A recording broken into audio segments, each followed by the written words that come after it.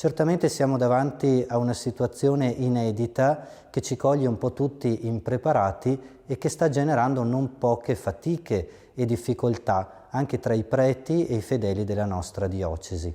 L'emergenza coronavirus sta toccando profondamente le consuetudini del nostro stile di vita.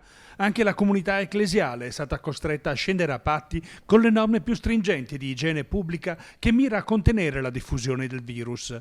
Così i vescovi veneti riuniti hanno emanato una nuova serie di disposizioni in linea con l'ultimo decreto della Presidenza del Consiglio che scoraggia gli assembramenti di persone. Niente celebrazione di messe con i fedeli, neppure nei giorni feriali.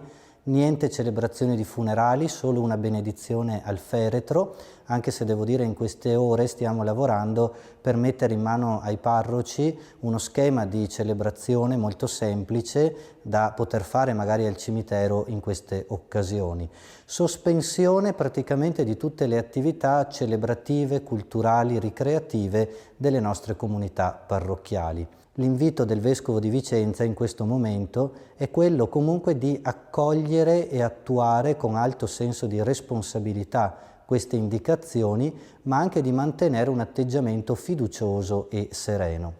La Diocesi sta predisponendo alcuni materiali per la preghiera personale e in famiglia di questi giorni, tenendo conto che neppure domenica prossima le persone potranno partecipare alla Santa Messa.